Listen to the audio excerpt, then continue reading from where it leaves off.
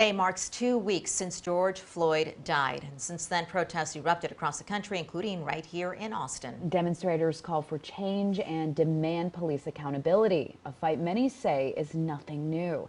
Candy Rodriguez talked with Austin's NAACP president about the fight against injustice. She's live at APD headquarters. Good morning, Candy.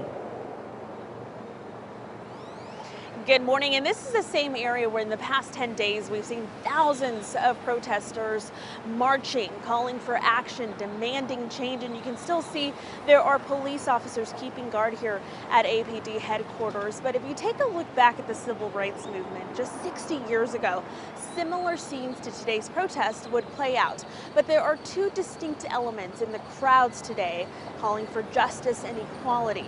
That's diversity and a lot more young people leading the way. Black Lives Matter! In the sea of protesters, you'll hear the chants and read the signs. Black Lives Matter. Black Lives Matter! Many who are chanting and holding up the signs are from different backgrounds, different races. You see all kinds of people out there. That's growth. Austin's NAACP president Nelson Linder vividly remembers the day Dr. Martin Luther King Jr. was assassinated. We had a transistor radio. Can you imagine those things? Are they still here? But we were around like a little table just listening, because in those days families came together and they had radios, not social media. That's what I was doing. And I heard the chaos. I could see the concern in my mom's face, my father's face, because they knew what was happening in this country.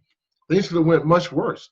So it was a very tense time. He was 9 years old. Throughout those cries for justice, Dr. King's powerful message resonated then as it does today. Just as I have a dream. So that's in my heart today. So I made a commitment. A commitment to change the very thing that affected his life 52 years ago. Today, Linder says he's optimistic. In King's Day, I saw some young folks too, but I saw a lot more older people leading the way, and the younger folks were following. Right now, we're seeing a lot of younger people out there, and that's a good thing. However, but you've got to make a political shift. George Floyd! He says the goal now is to figure out how to transfer that same energy we feel in the streets onto the floor of the Capitol. And I think sometimes that's a challenge. You've got to tone it down a little bit and say, look, how do I really change state laws? How do I make sure that when folks, state people reside in this country, that we hold them accountable with our constitutional system? That's not romantic. That's not energetic. That's more brain power.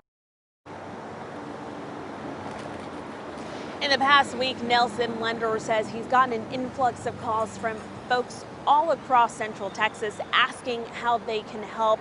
He said, get involved with your neighborhood association, get involved with your community. That is the best thing you can do. Back to you.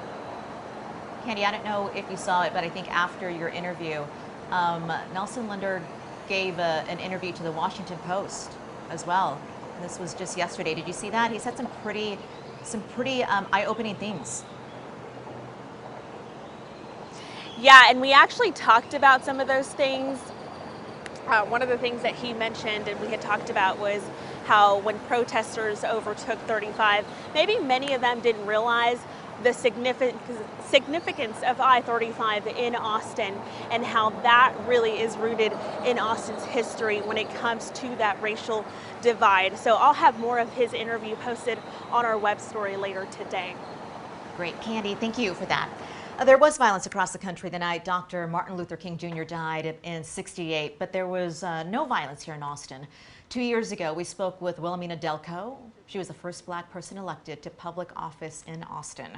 She won her seat on the school board 2 days after the King assassination. So online right now, you can find out what role she thinks that shooting played in her election.